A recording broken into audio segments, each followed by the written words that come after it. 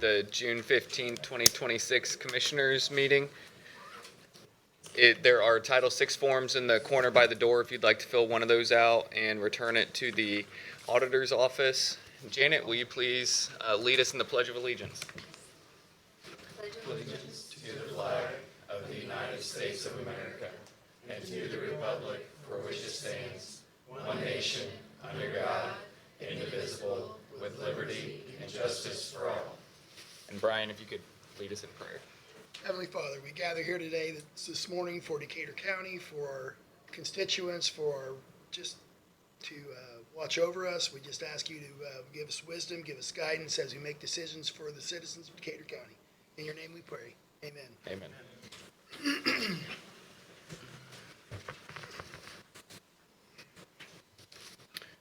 All right, let's start first with the review of the June 1st meeting minutes.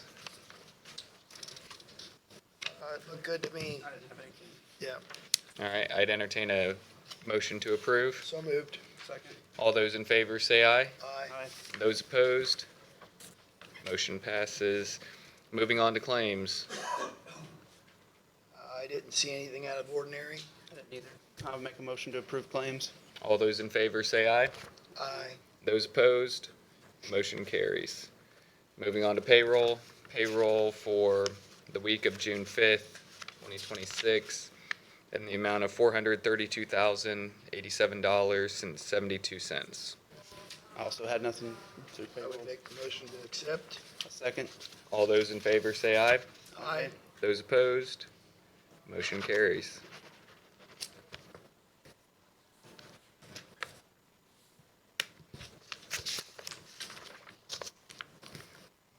Okay, Tim Ortman with the Highway Department. Welcome back. Thank you. Morning, Tim. Thank you. The storm event last week, we didn't sustain a lot of major damage. We did sustain a lot of damage, a lot of stuff, washouts, road washouts, debris on the road, plugged pipes, debris jams. So last week, a couple, 3 days, quite substantial of that. We're finishing that today, what we know. There will still be stuff people report, we find, and we encourage them to report it and find it for us to address some issues. But we did have that. Going forward, 400 North today, they will start actually laying asphalt on the road edges up there and doing that. So that's estimated to be 1 week to do that project up there. It'll be from the battery storage plant out to State Road 3. So Dave Wilmer is doing that. So they are starting on that today.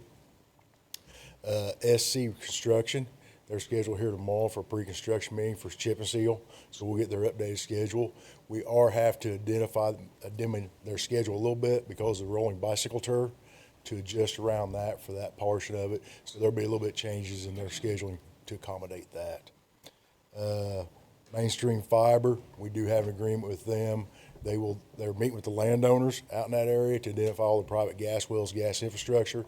They are employing ground penetrating radar and locators offered to the private residents out there for any of their water lines, et cetera, and they are responsible for any of their damage they hit. So we did get an agreement with them. TDS is looking to do fiber next up in the northwestern part of the county. We've instructed them, we'll use the same type of situation with them to address that stuff up in there. So 421, we got contracts start tree trimming out there today. So it'll be about 7 days is what it'll take for them to go up through there and do that. Section 421, they're gonna trim everything 20 feet high minimum, at least 4 foot outside the pavement edge minimum up through there. So that'll be beginning day also this morning. An Enterprise renter truck, the 2027 model pricing is not released yet, so they cannot get us a firm quote on that.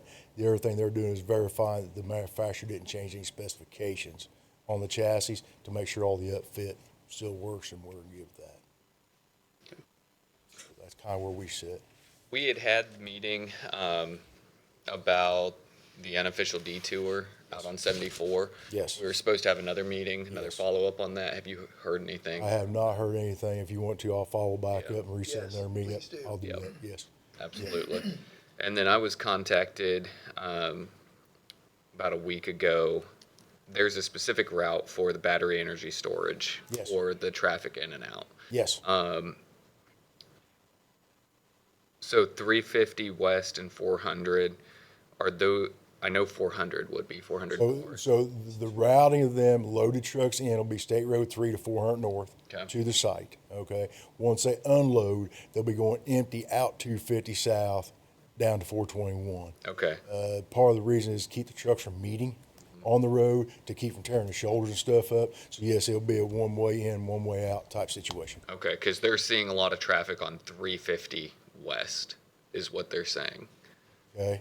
from that site. So probably 250 west. I was gonna say, I don't know. I'm guessing I'm 250. reading to you what was sent to me. So yeah, 250 was our first road they bonded. Yeah. Is what they did. So that was going to be an in and out route is what it was going to be.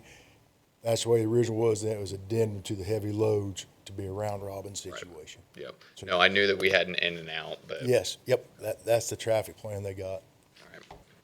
I requested a map from Honda for the 421 route. Okay. In referencing, but I don't know if do we still need that? I just told them to. I mean, I instructed the contractor just to do the whole thing.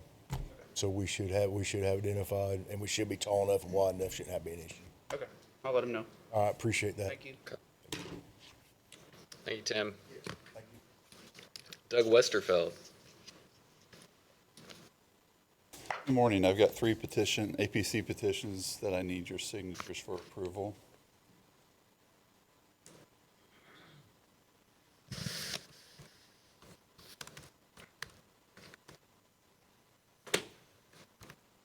The first one is APC 2026-3. John Beal, he had two parcels that were surveyed, split off to create two building lots at 2.99 acres each. And it was 9-0 was the votes. All right, so every member was present, every member voted in favor.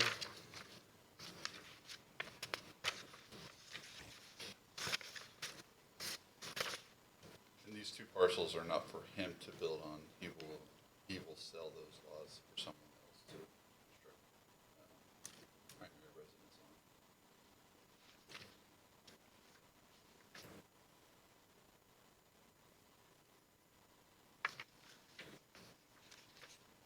Were there any concerns from the APC, just looking here quickly at this, Doug, about the floodplain or anything like that? Because it looks like there's at least a large ditch or creek that flows through Yeah, there. there was discussion on that. Brad Schutte, who's the president of the APC, obviously didn't see any concern with, Okay. with any of the water drainage on that property. You guys want to review any of these? I would make a motion to accept all 9 members for the board voted on that.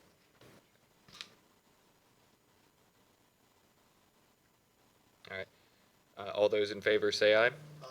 Those opposed? Motion carries. Second one is APC 2026-9. It's Rob Merrick to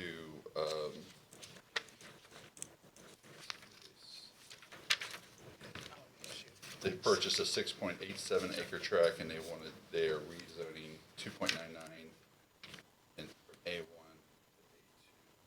to A2.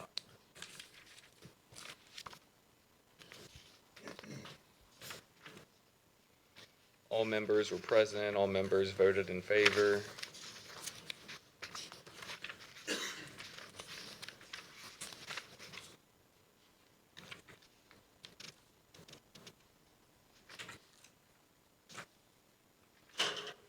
Any discussion or any questions? No, I looked at the details. All right, I'd entertain a motion. So moved. All those in favor say aye. Aye. Those opposed? Motion carries. And the last one I have is APC 2025-25, Nick and Lauren Beckett to survey off 4 acres out of 112 acres and rezone 2.99 from A1 to A2 to build a primary residence for themselves. Looks like we had 6 members present, 2 were absent. There was still 1 vacancy. All members that were present voted in favor.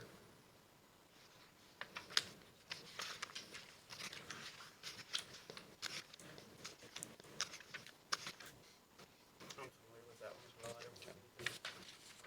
would make a motion to accept. All those in favor say aye. Aye. Those opposed?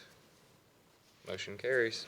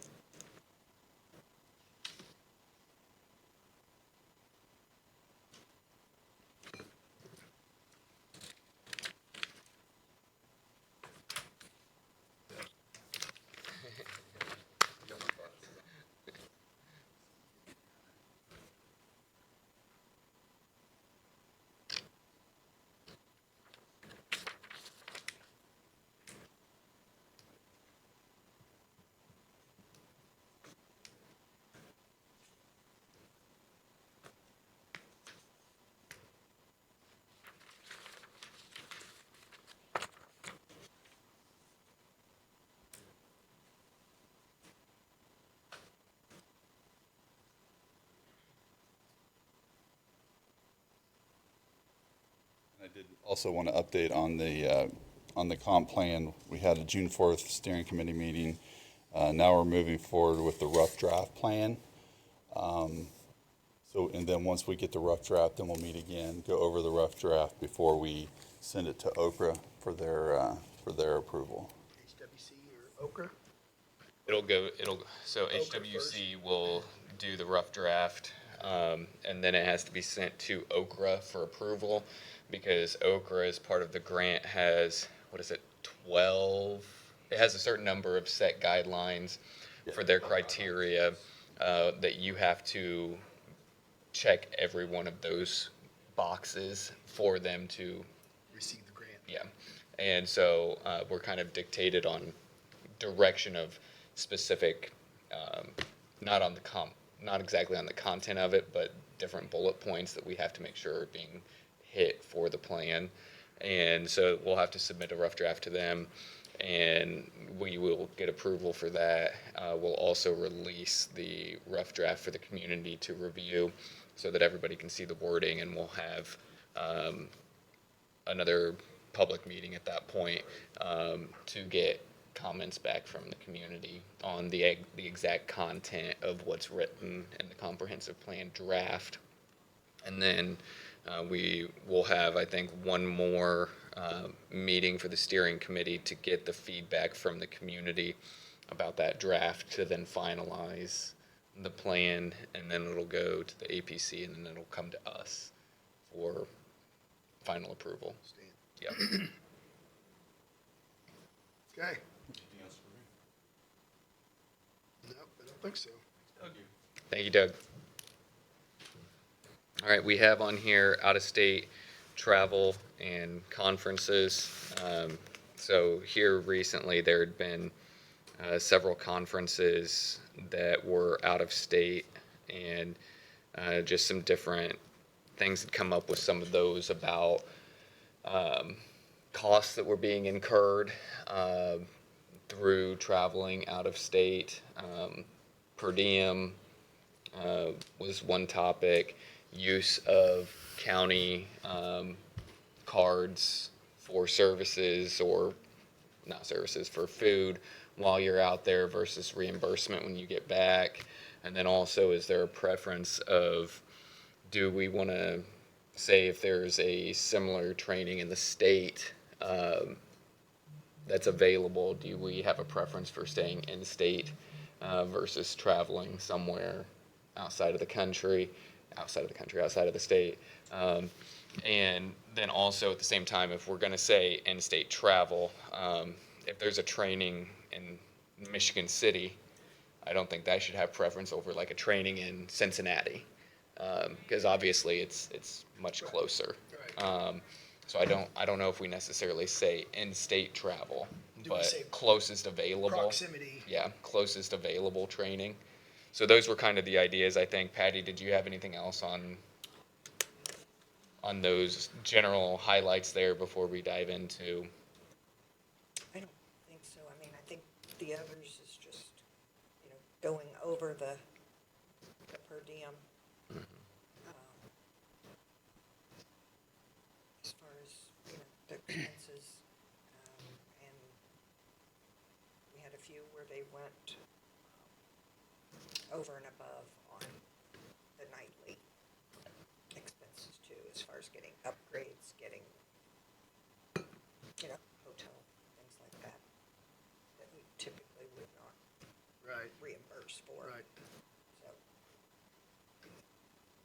I don't know if we need to have more spelled out so people know, or I mean, I went through your, I sent the policy. the policy, you sent the policy to us, and, I'm looking at it now, and I went through it. It's pretty specific. I don't know if we need to change anything or make sure that the people that are going on the conference prior to understand, this is our policy. Please stay within these requirements. I think maybe that's it. It gets maybe a little loosey-goosey when you say, okay, I'm going to a conference, and then they don't understand what the basic policy is, so. I'm not sure if we need to change it, is my point. I just think it needs to be followed, and maybe those that are going on a conference need to be reminded, this is our policy, please look at it, make sure you follow it. Because the policy's decent. I don't know, what do you guys think? I agree. I think it spells it out. It's just not being followed all the time. Right. And on the per diem side, I mean, every conference I've been to supplies breakfast, lunch. I don't know if your conferences, if things that you've been to, anybody, any that's other typical. department heads here. I mean, speak up. I mean, I want to hear what your guys' experiences are. Because, I mean, when we're looking at per diems, if 40 is appropriate or not, we need to hear that. Janet, when you go to conferences, you typically have breakfast or a lunch included in your conference? Normally we do, but I can say that the lunches are getting, sometimes they're not near as good. So, if you only have one thing and you don't get Yeah. Or if you can't eat it. Well, that's true, yeah. Yeah, so, I mean, that's a thing, and then they, of course, they don't eat normally dinner. Right. But I have wondered a couple things as far as going to conference. They always want you to bring a basket giveaway. Always, like, she does too, like, it's a thing. They always want you, every conference, you're supposed to. What is? Or door prize. Yeah, they It's give for it the away. prize. Every county So brings if you- one. I take it you're not familiar with that? No. Okay. Well, they do it at like the commissioners conference. We don't do one. We but don't, I mean. Other counties do. They don't even, they've never asked us to bring No. anything, but I guess I've seen, Every conference we go to, they always remind you, like, don't forget to. It's not something that we've had to spend out of pocket, so like, we were wondering if that's something you can take out of your budget. But then or you can also- say no. You can, if you wanna look like, I don't know. a not nice clerk, I guess. And then also, we were wondering about tips, like, for a meal, like, when we have election, we had a particular restaurant this year, we always tell them up front when we order food for the absentee workers, like, or the election before and all that, like, the day, that we can't tip because we work for the county, and they were very, very, very good about it. Very. We obviously won't be going to that place again, but it has impacted us. We were just wondering if that's a little outdated as well. I'm not sure on, As far as meals though, like, we don't go over per diem, but, I mean, we just take per diem, and then if we buy anything for food, then we don't get reimbursed. right. Using per diem. if you go above that, you pay it out of your own pocket. Right, we Right. just pay for dinner ourselves and then. Right.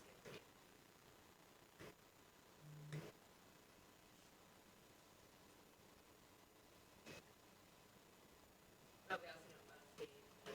Right. Sheriff? Yes, and typically, for about overnight, breakfasts are provided. Lunches are 50/50, and of course dinners are usually not. Right. So that's kind of where we're at. The big difference between training venues and conferences. The sheriff said conferences is about 50/50. If we're going to train, out-of-state training,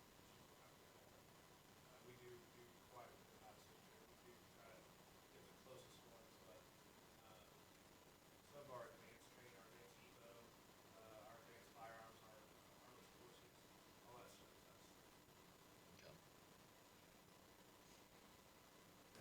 And so in those circumstances, 40 per diem is not.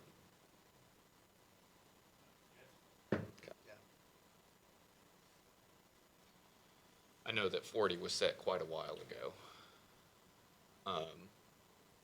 I think if anything, we can probably address that. And I'm also, I think it's, the company I used to work for, per diem was paid before you left. That way, you had that money to spend while you were, gone. Sure. So there's also that option we could do as well. What happens? You're Mr. Frugal, and you go and you buy your 2 pounds of lunch meat, for your 3 or 4 day conference, and a super cheap loaf of bread and an extra large bag of chips, and that's what you eat on for your 3 or 4 day conference, and you'd gotten $150 per diem ahead of time. You could still do that and still get the 150 afterwards. Okay. Doesn't matter if you do it before or after. If you're gonna do that to save the money, then that's, but more often than not, you go to the conferences and there's a group going to dinner and Yeah. you're gonna go with them and, wherever that dinner might be, and then it ends up $30, $40, for dinner, and, of course, nothing's cheap. Right. So then first on per diem, what do you guys think would be the appropriate? Can I get in real Yes. quick? There's a bunch of auditor emails going around on this exact topic about whether or not per diem is just that, you get it for being out, like to your comment about possibly getting paid beforehand, or if you have to turn in receipts. See, we have to turn in receipts. And it's about half and half right now. It looks like half the counties are saying no, they just give it to the person Yeah. since they have to be out of town. And then the other half say no, they have to turn in receipts, and they're reimbursed up to the per diem amount.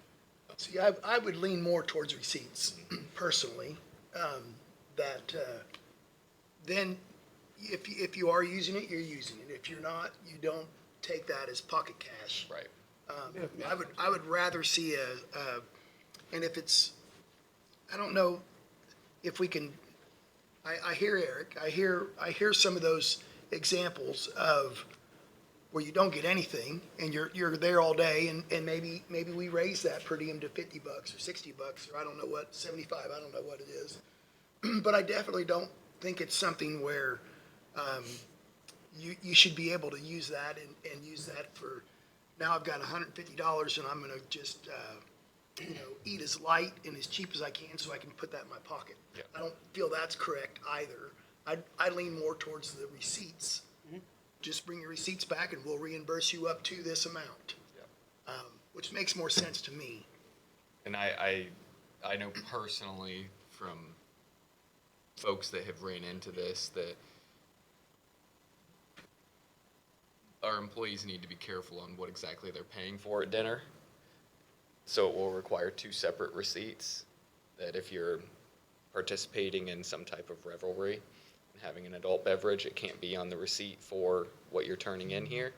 That it needs to be just the food. Food only, Yep. right. I'm a little surprised, Janet. A tip would be included in that.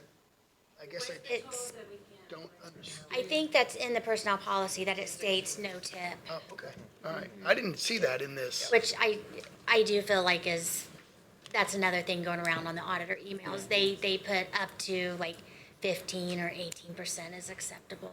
Yeah. I mean, That's that what makes my sense to company me. is 15% is Yeah. our, Yeah. And I know we follow the state, as far as like calendar and holidays. Mm-hmm. So, I mean, if you wanna, follow that, I don't know. Trying to find out, I can't remember what percent they get paid. I was thinking it's 55. They don't have to supply receipts, they just get.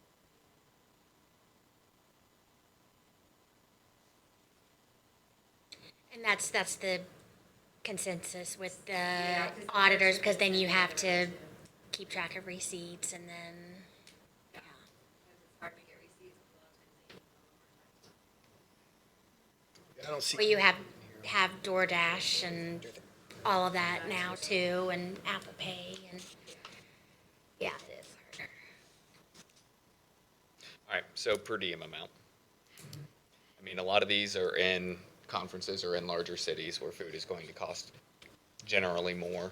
I'm comfortable at 55 or 60. Brian, 55 or 60? Yeah, Do you have I a preference think- on? I mean, 60 would, it should cover it. Okay. I'll entertain a motion or I'll make the motion to increase the per diem to $60 a day. Now, Second. can we do a caveat here? Yes. With receipt. With I'm doing the receipts. amount first. Okay, all right. The all right. amount, I just Okay. want to do the amount first, and then we'll do the next portion of it. All right, so motion to increase to 60 a day. second. All right, all those in favor say aye. Aye. All right, are we putting that out? Are we giving them the money ahead of time before the conference, or are we doing the receipts? I would make a motion to use receipts. I will To se- receive your per diem. I will second that. All those in favor say aye. Aye. Those opposed, motion carries. All right, amending the policy for tips up to 15%. Any discussion?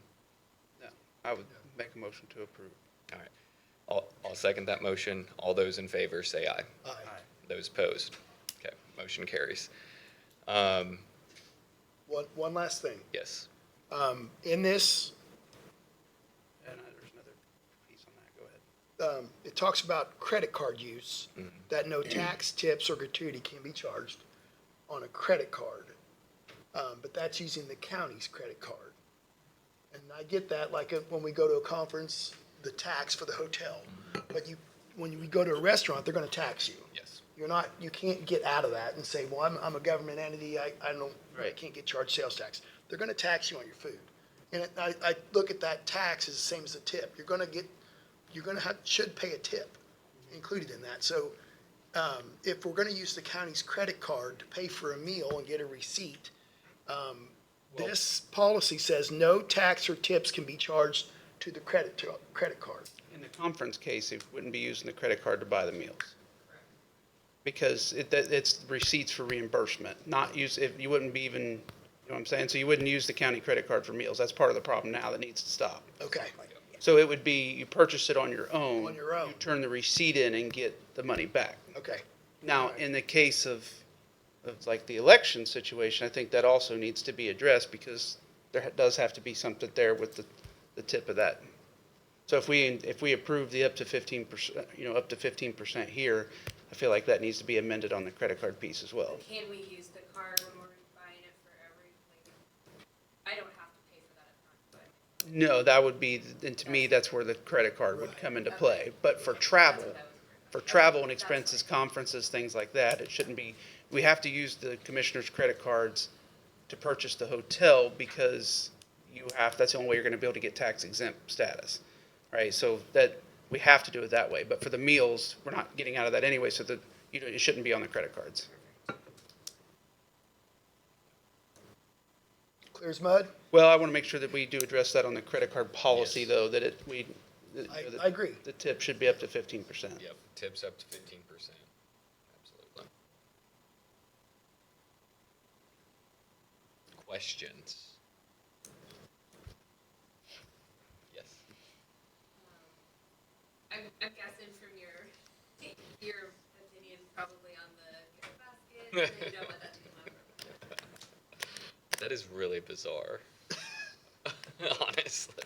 I didn't realize that it would have been a shock to you, because like, should they Yeah. do it, like, most offices would say Yeah. they are asked to do it, so. I didn't know if we could, So we could do. door that. prizes that are just given to other, like, people, like names are just drawn out of a hat from everybody that goes to conference and. Yes, you receive a ticket when you register. Okay. And then they Is there a set amount that these gift baskets are supposed to stay under or achieve? Okay. I was asking if we could do up to $50 for each conference,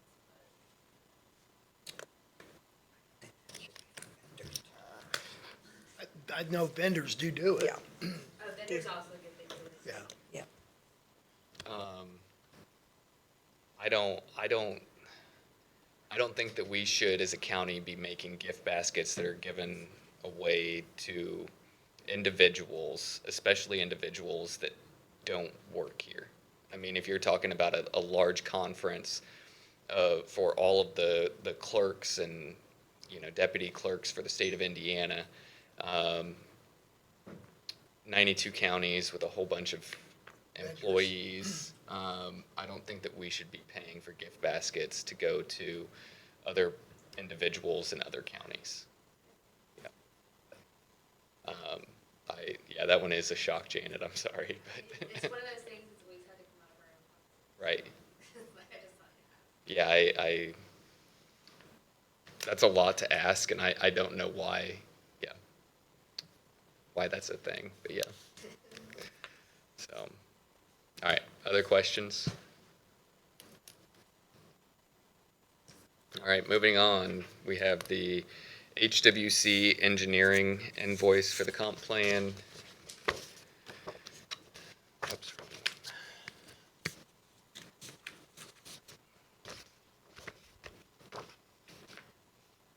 All right, this one was for 30, was this 36? 36,000? Yeah. Yeah. I believe so. Part of it comes from the grant, and then part of it comes from the county. Yes.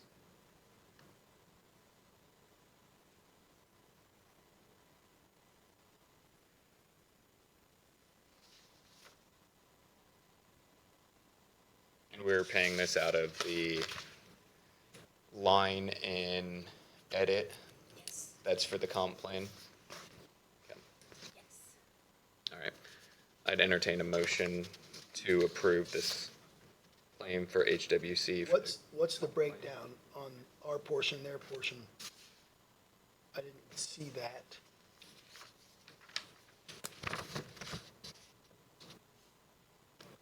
I just have a total here, Brian. Okay. I want to say 36 and 32 or 33,000. It was close. Looking at my email. So the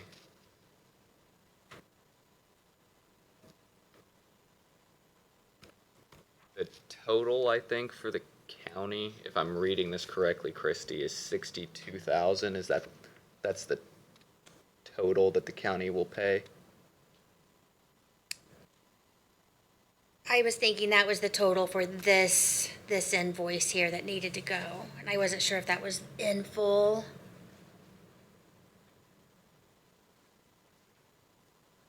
Let me get to it here. Is this the invoice for 69,000? Yes, that sounds right. It says 37.2.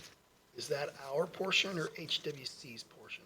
Well, HWC is the one that's They're the bill. Getting paid. I'm sorry. Yeah, the Okra. other's the Okra, right.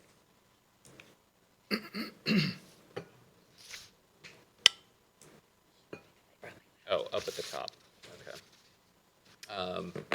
36,000 Okra, 33,000 Decatur I see County. it now. Yep, So I was saying it was 69. yeah, okay. Too many numbers floating around there. Okay. All right, so 33,000 is our portion. is our portion.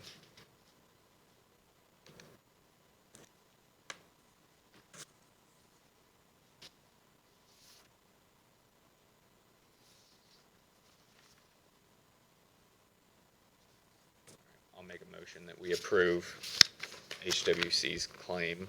I'll second that. All those in favor say aye. Aye. Those opposed, motion carries.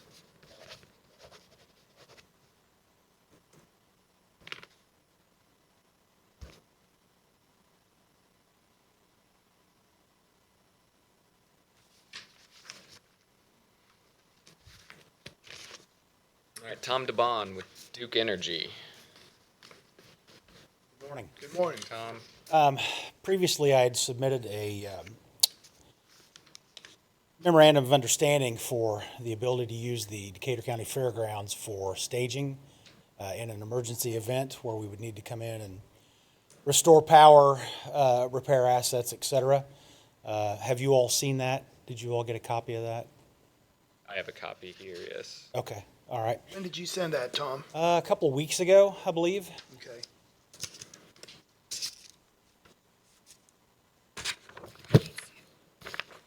Thank you. Yeah, essentially, it talks about time of usage, the agreement between parties, Duke Energy, Indiana, Decatur County Commissioners. We talk about the timing. We talk about compliance with zoning, no hazardous materials activities, and then any restoration that we would need to perform for any damage that may be done on the facilities inadvertently.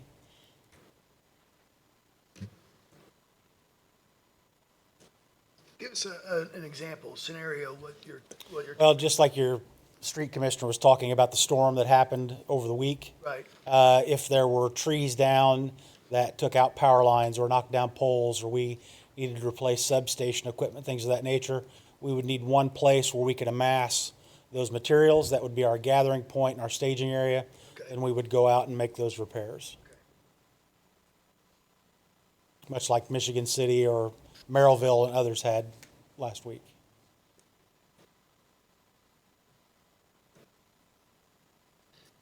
I didn't receive I don't that see, document.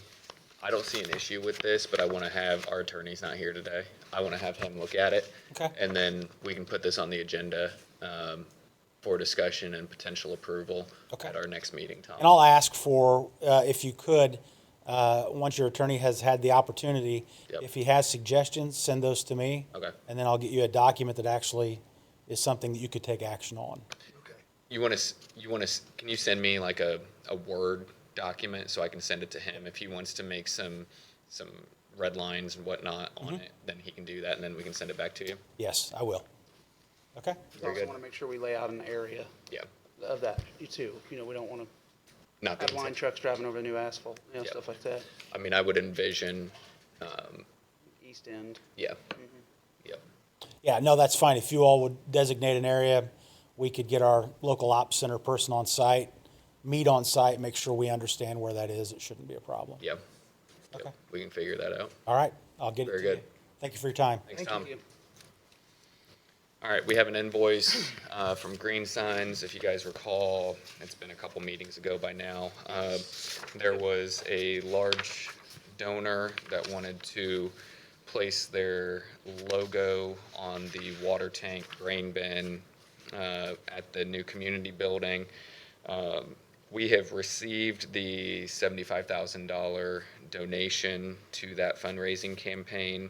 I've sent you guys the copies of the illustrations of what the logo could look like. I don't have final word on which one of those possibilities they're going to select. Do you guys have any thoughts, preferences, or anything like that that I can convey? I liked them all. I didn't have an issue with any of them. They look good. It was personal preference on which way, which color pattern they wanted to go with at that point. But the size of it and the location, I didn't have an issue with. Appropriate. Okay. I would And agree. so we had a meeting with Green Signs out on site to go over the placement, what it would look like, and all of that. And then last week I had received this this pay app here for $2,598 for the work and making the sign. It'll be also include putting it onto the grain bin water tank, and so we just need approval for that. It will be paid either out of edit if there's funds left there, or out of the community foundation, since we have the funds there for the project. That is a vinyl decal. It is that correct? vinyl, yes. It is not going to be screwed in or anything like Okay. that. Yep. Not attached. Correct. Permanently or Yep. whatever. Yeah, okay. I would make a motion to approve the invoice from Green Signs. I'll second that. All those in favor say aye. Aye. Those opposed, motion carries.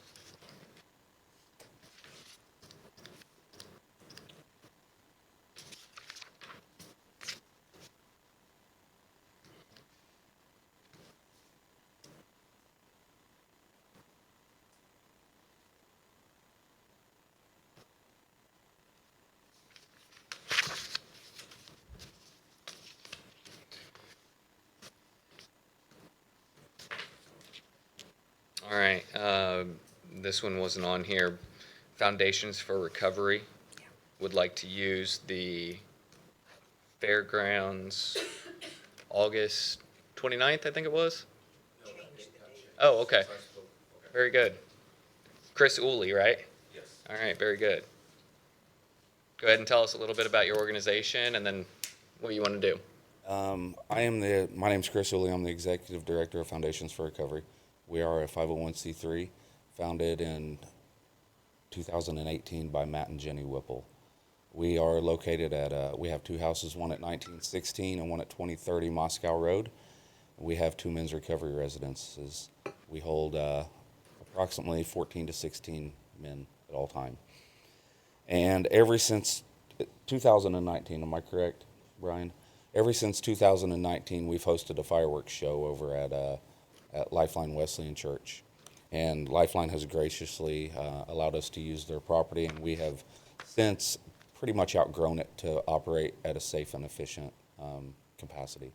You know, last year, I believe it was last year, we got postponed because of the rain, and we delayed it a month. And so we had it in August, and we ended up having a turnout like no other, you know. But with having a turnout like that, you know, each year, more and more people show up.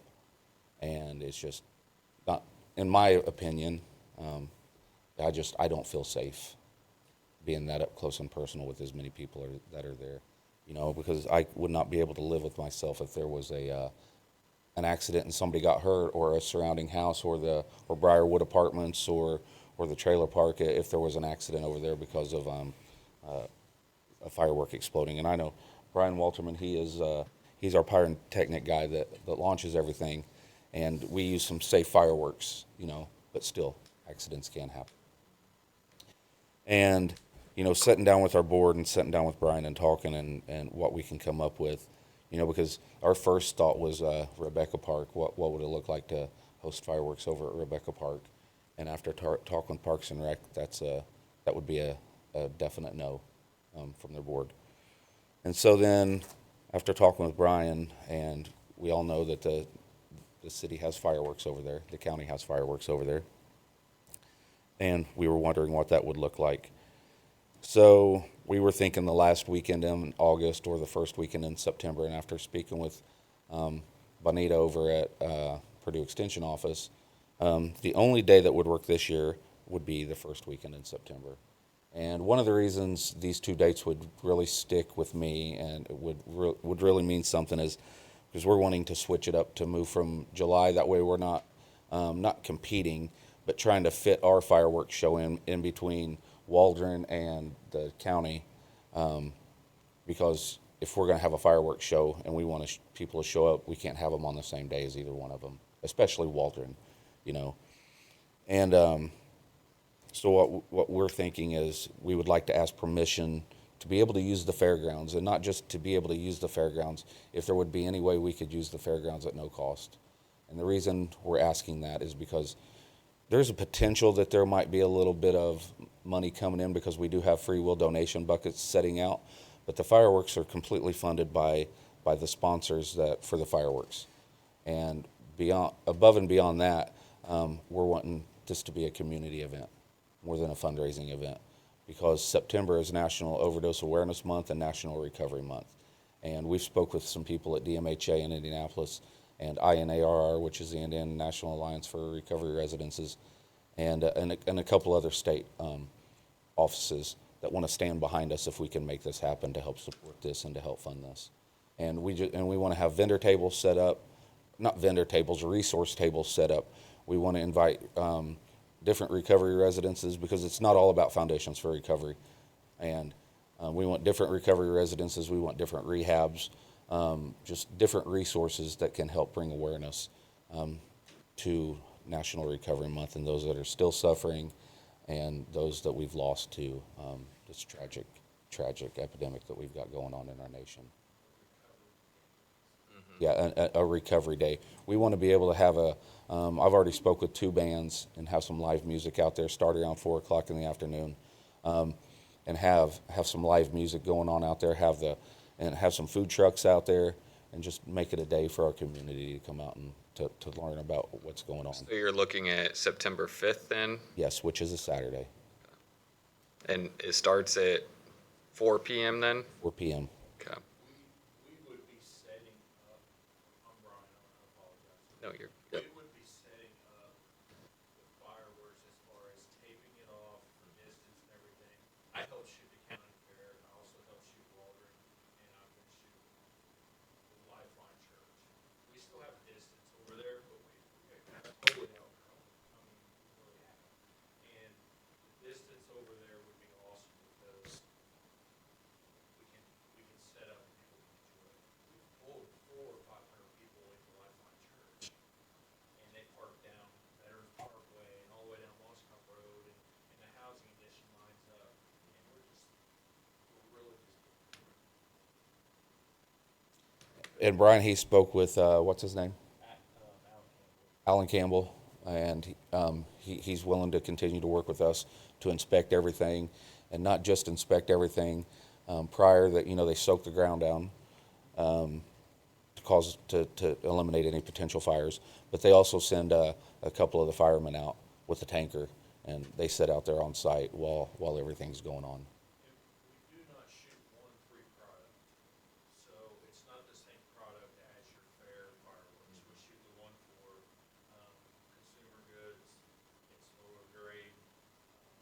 So as far as the permits and stuff like that for the fireworks, like you guys have to carry out for the fireworks display for the county, one for product doesn't have to have that, because it's stuff that you can go buy off the shelf. That's what we shoot.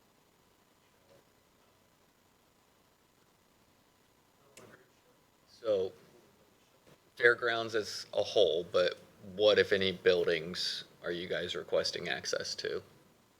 Restrooms, Okay, and that's pretty much about it. all right. Electric for, Maybe that food building where the Kiwanis used to be. Yep. The OA building, yep. Yes, just in case, the band or something could go under that if the rain hits. If one of the departments may be serving food, we usually don't go inside of there, but it's good to set underneath of that awning. and then I've spoke with Joe Springmeyer over at Springmeyer Family Insurance. I tried to get a certificate of insurance. He can't get a certificate of insurance until 60 days or less to the event. So July 5th, I would be able to provide you guys with a certificate of insurance. I did bring a copy of the last. So we held a concert over. We were gonna hold a concert at Rebecca Park this past May, and it got rained out, and we had to hold it at Lifeline. But with that being said, this is the same policy that we hold every year for the fireworks as well, and it's $1 million liability insurance. Through Springmeyer Insurance, but he always pulls it through Markle Insurance Company. Is who it comes through. So we would definitely pull that as well.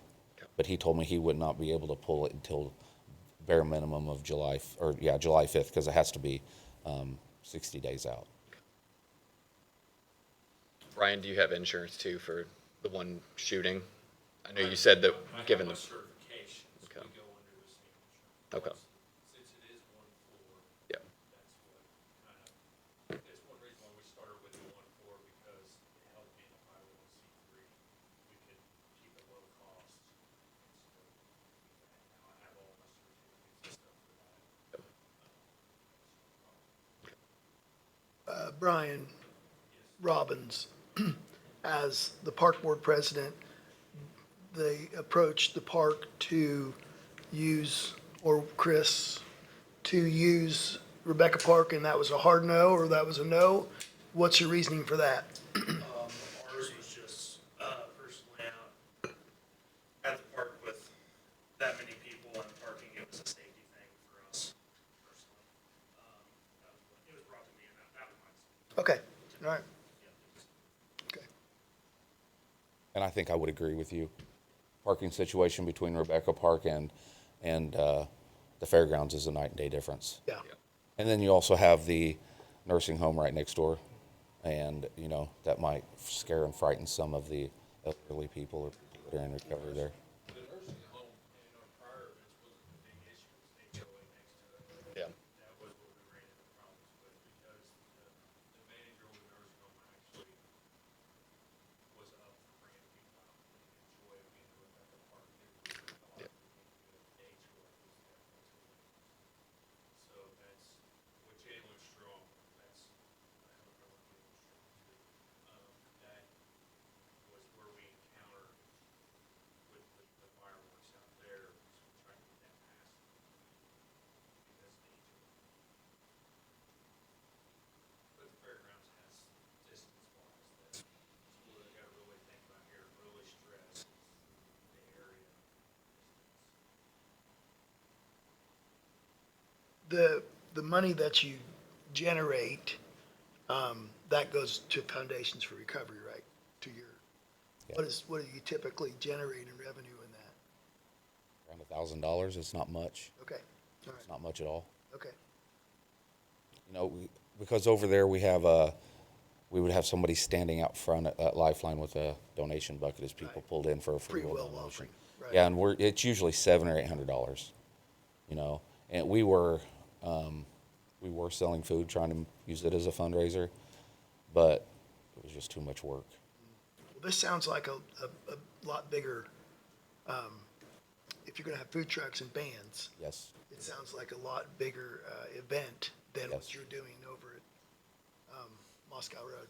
Yes, I would just like to be just geared towards a recovery event, and not just that. It's at the beginning of the month, and that's what the state likes, that it's at the beginning of the month, because there's no other recovery events that are starting out the beginning of the month with fireworks show as kind of like a kickoff to National Recovery, National Overdose Awareness Month. One thing I would say is as commissioners here, making these decisions, we have to be careful of how we already have a 50% discount for a 501c3. My only reluctance would be setting precedent for giving you the, if we did a free donation or letting you use it for free, then we have others that come and say, well, you gave it to them, why can't we do this? Our event is just as supportive as community event, or just, our events, we should have that. So that's my reluctance when we talk about just letting you have it for nothing. I don't know what you guys' opinions are. The same, it's hard. I mean, everybody's, I think it's a great event, don't get me wrong, but there's lots of great events that get put on, and I feel the same. It's really hard to just give something, give it for free, because you do have to do it for everyone. Well, and beyond that, I mean, if we're talking about food trucks and that many people, food trucks that are hooking into electrical are going to draw a decent amount of electricity. 500, some people, They usually carry their own generators.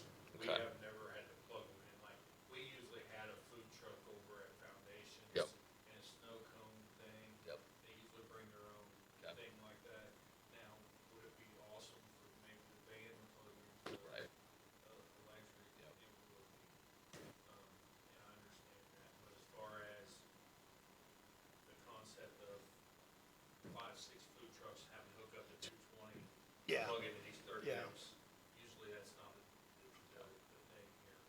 Then we have use of facilities for restrooms. You know, we've got to clean them, we've got to take care of them. I don't know. The farm and home rental base price is $500. That's with the stage, so that's actually the whole building, Right. Which has the restrooms in which it. has the restroom. So I mean, we don't even have to open the other part of the farm and home building. We just open the restrooms. Right. That's available. The farm and home building. So that's the one right over by 200. You know where the restrooms, before the community building, where the restrooms, the indoor restrooms were, right next to the midway. There's a railing, you walk up the concrete and go in, the bathroom split. Yeah, that's the farm and home building, and you're saying the regular rate for the entire building is 500. So the 501c3 rate would be $250. 250. That would get you access to the restrooms and that whole inside building where there is a stage. And so you could maybe have your band right there. I don't know if that's something that. So usually on the outside, usually the press for, because especially if you're talking fireworks, a lot of people come in and want to stay and set the cars, you know. Do we have a set rate for the midway? Because we have Midway Yeah, is Midway. $100. I was gonna say, You there's, could use the entire midway for $100. Yep. There's asphalt there now, there's, you know, that's a perfect viewing area. Great spot to have your food trucks and all that. Yeah. I know I asked for free. I would be doing myself a disservice if I didn't, right? Considering we are a nonprofit, you know, and we're not in the business of generating massive amounts of income. But I'm willing to work with you guys however you guys are willing to work with us. And the midway is our main focus area. Okay. Yeah, I So- think that's The midway is $50 for a not-for-profit. farm and home. Farm and home is $250 for a not-for-profit. So you're looking at $300. So, That would be. and where are you setting up the fireworks at? I would like to set them on top. The south end of the midway, I Where assume. you guys put the new parking lot in, since we are 1-4, we don't get the height, Yep. you know what I mean? So up like where the dumpster's at during the fair, back by that back drive. The grass area, right there, Yeah. off of that. Yep. I think we got distance there off Google Maps, I haven't been out totally walked it yet, but I'm almost sure that there's distance there, and we wouldn't let nobody on the inside of the fence. Because if we would shoot this direction, the fence would be over here, and the road would be over here. Yep. We don't want nobody on that side of the fence. Yep. You know what I mean? So we would caution take that off or something, so nobody can be over there and shoot. And then our ribbon would probably come all the way back to the parking lot, if not in the middle of the parking lot. So that we got it's 75 feet, we do 100 for a shell, I'm only shooting 2.5-inch shells. So that's only 200 feet. I guess my only question with that would be because, you know, when I was looking up the rates, you know, it was $10,000 for the entire fairground. yes. And it was just like, at $5,000, that's still way above what we could afford. So I guess my only question is if we were to do the $300, would they still be able to park up top? And what about down towards the cattle barn? Where they park out for the fireworks as well? Would that be available for So parking? or it no? sounds like your event is actually would be using the farm and home building and the midway. Okay, We can't direct where people are gonna park, okay. That was my only concern. so, That was my only concern. yeah. Okay. And Alan Campbell did, I spoke with him about the top up there, and like he said, as long as we got our distance, he would pass the inspection. He comes to every one of our shoots, when I go up through, we have the fire department out there on every one of our shoots. I apologize for the strong terminology, but it's not for us. So, we want safety first. Yep. So I take every legit thing I can to take care of that. Like I said, I help shoot Florida, I help shoot Fairgrounds show too, and that's what we're supposed to do. Okay. Good event. All right. Thank you. Yep. Thank you. Thank you. All right, Brian, do you want to give us an update on the inclusion ball diamonds? Yes, last week we had a meeting with Mike Sefton, Jamie Rivera, and Daryl Tressler, myself, Brian Robbins, and Chris Noblet at the Parks Department, and also Joseph. was there. So we had, Mike has been here a couple times talking about an inclusion baseball diamond. Originally, we talked about it at the sports complex, kind of shifted gears to Rebecca Park. At the meeting, we had asked Mike to give us some possible locations, drawings, locations. He came up with 3 of them. The first one's difficult to see, and it was north of the pickleball court and really wouldn't fit in that area. So the second drawing you see is the one with the just kind of north and east of the pickleball court, but west of the field. So that's a diagram. When we talked about raising money, Mike was giving us, and Jamie and Daryl were giving us some cost figures, somewhere in the ballpark of them raising around $650,000 for that, the second site. The third site is one of the original sites that Mike had brought to us, Mike and that Eric Schmidt, when they came in, and that was in the field, the kind of a triangular field there on Northeast 80 and Central Avenue, that pie-shaped field. So that area, when you look at that, that includes parking, a restroom, a lot of upgrades, and that was in a 1.5 million? 1.5, $1.6 million they would have to raise for that. As we were discussing this in our meeting, they want us to give them a site, an exact location, so they can do some better diagrams and then start their fundraising process. And they don't feel comfortable doing any fundraising until they know exactly where it's going to go, so they can, show this to possible donors. I feel like that second site, kind of northeast of the pickleball court, looks like the best location for us as using the area. Chris, had talked about, in this meeting, he talked about some maybe uses for that field and not using the pickleball court in that area. So I think we just have to have some discussion, maybe us get with the Parks Department and kind of go over this a little more in depth before we make a decision. But I wanted to update you on our meeting, how it went. And I'll let you guys, Brian and Chris, add in on anything that I know I might have missed something, but go ahead. Yeah, no, I would agree. I think it's between one. I think Christian could. I was going to suggest it anyhow.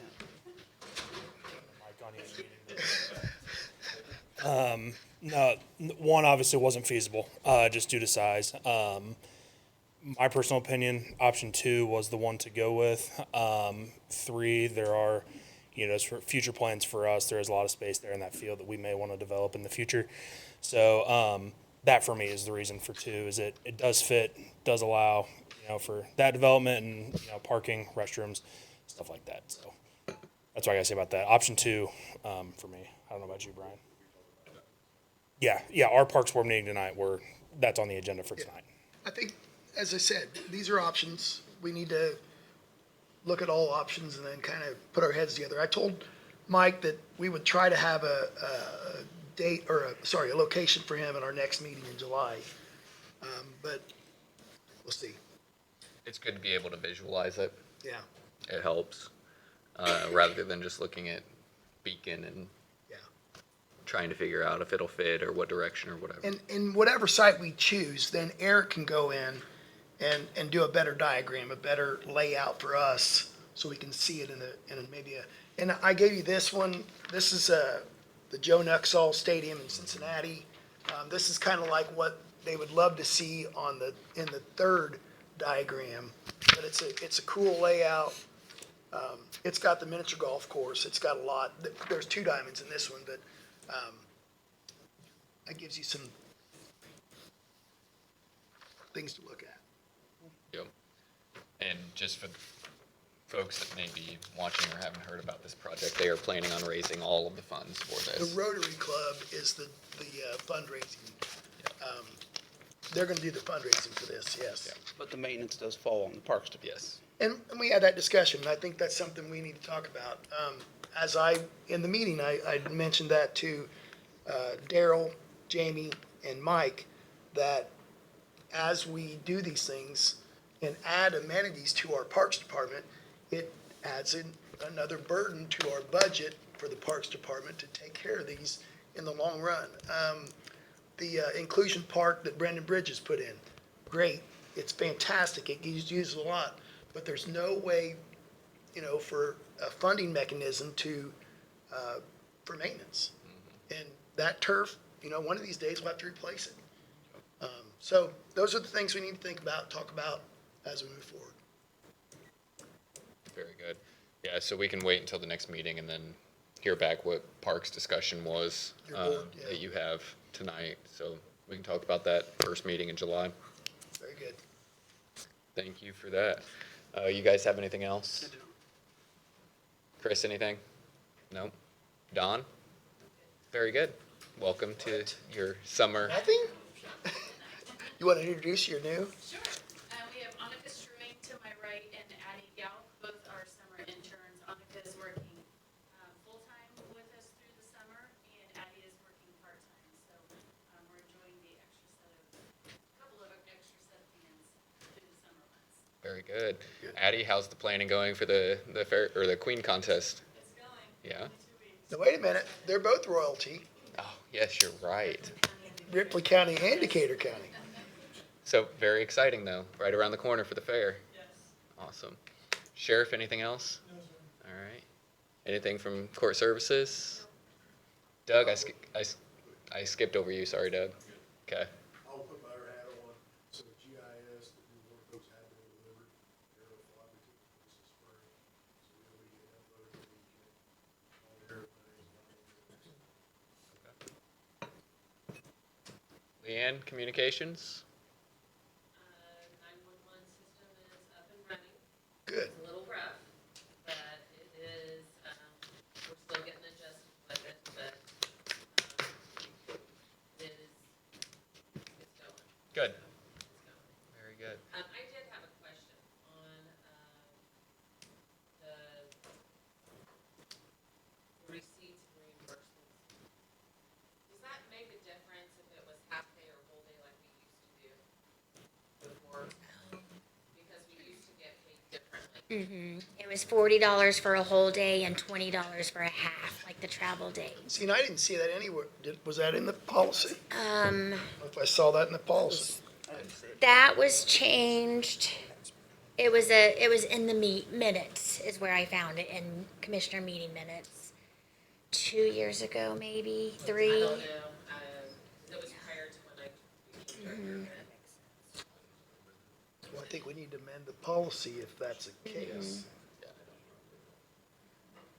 Does that make, does that make your total amounts any different? I mean, personally, I like the addendums way better than the receipts, because I don't have to mess with all those receipts, claims and everything else, but you guys like the receipts. It's just a set figure, but I just curious to know how to do my claims, is why.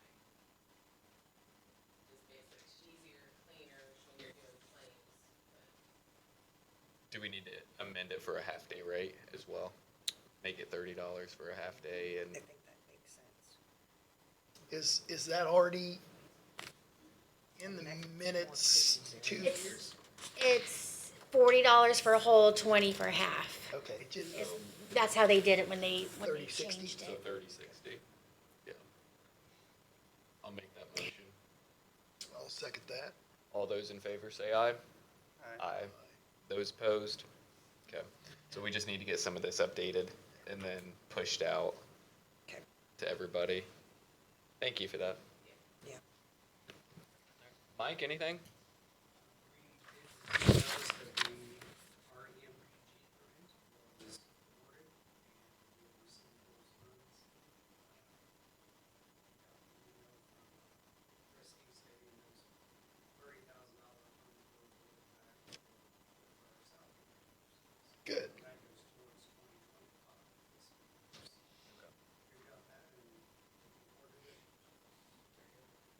Matthew, how's the animal shelter going? It was a rough week last week.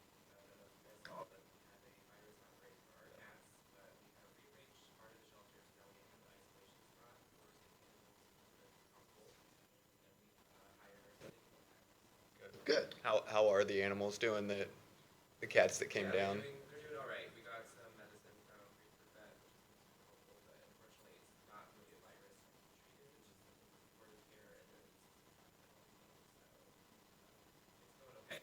Good. Yeah, towards the end of the week, it was turning a week, but the beginning of the week last week was pretty rough. Yeah. Are you guys still shut to accepting At this time, yes. cats at this point? Okay. Are you still accepting dogs right now? Okay. Do you think by the end of the week you're going to be open to accepting cats, or is that? Tuesday next week. Okay, very good. Tuesday next week they'll be open for cats. Very good.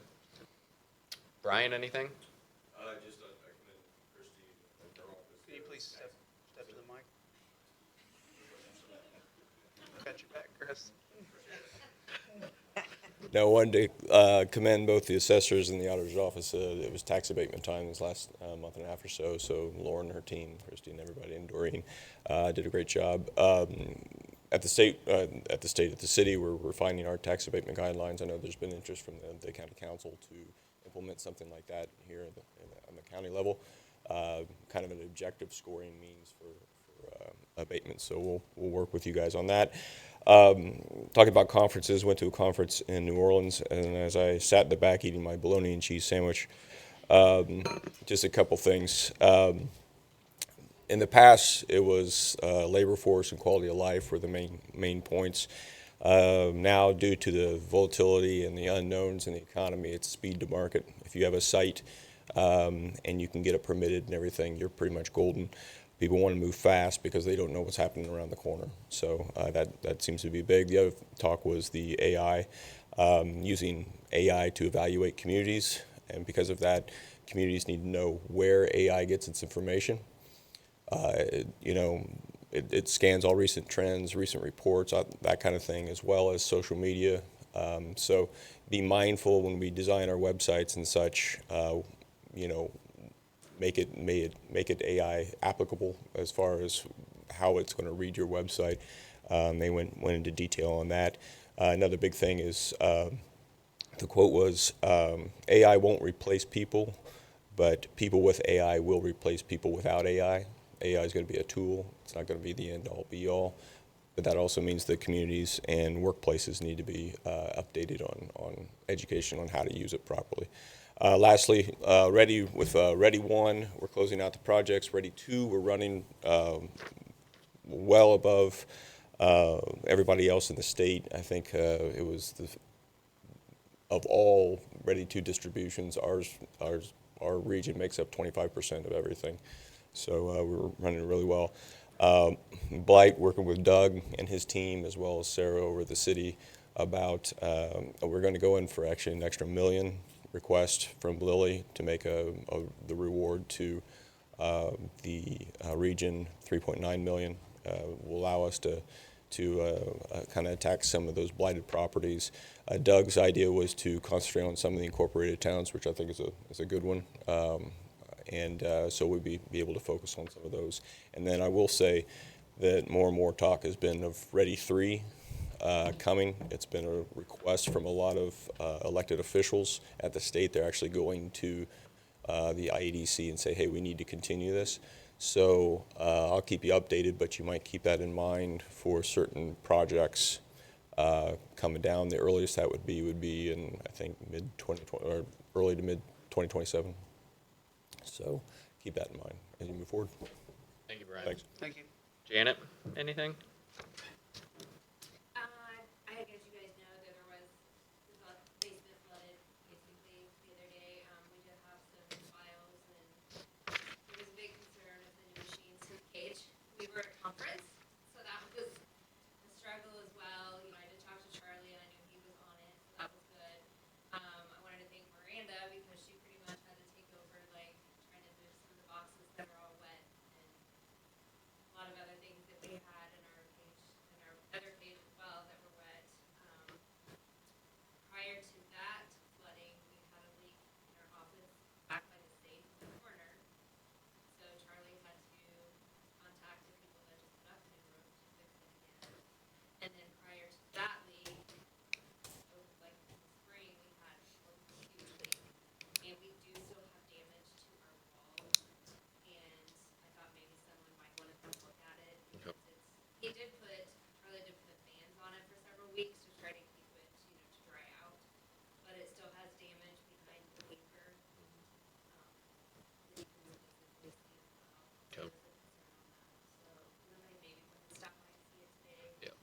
Sure.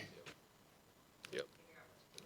We have our budget session right after this meeting at 9:30. But one of us, I'm sure, can stop by after that. Yep. It's not going anywhere. Okay. I realized I hadn't hit this earlier. I have a federal excise tax ultimate purchaser certificate that was put up here. Yes, I had never seen it before, not sure what it is exactly. It says name of company or dealer, Walters Tire Center. I'm not sure. So my limited knowledge is there is a tire tax. So I'm wondering, like that Walters Tire pays and probably charges. So I'm wondering if that's what this is, to be exempt from that because we are government. I'd like to know more before we do Yes, something on it that. just showed up on Friday, Yep. so that's. Yep. I mean, reading through this, there's, Sure.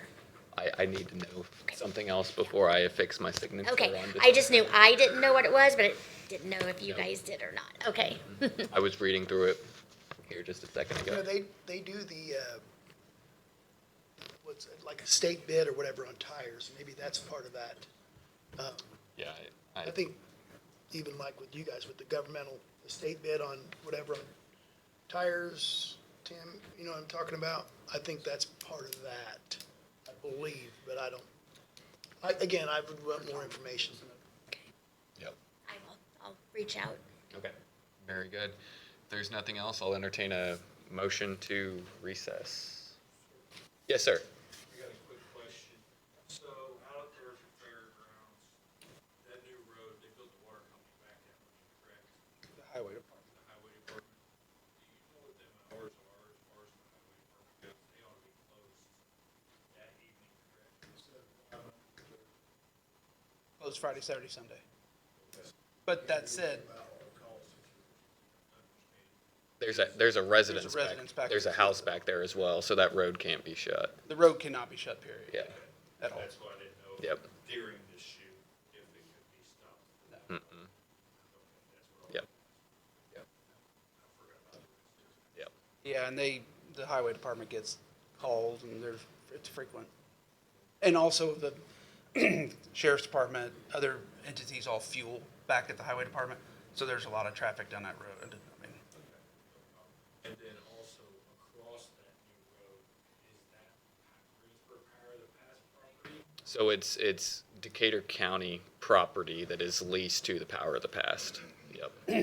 And so they have a lease for 1 acre where the building is at, and then they have a lease for the remainder of the ground over there for their show, and then also for the tillable acreage. Yep. Location-wise, we're good. We'd probably reach out to Power the past. Yeah. Yep. Absolutely. Yep. All right. Motion to recess. All right. We are recessed. Thank you, folks.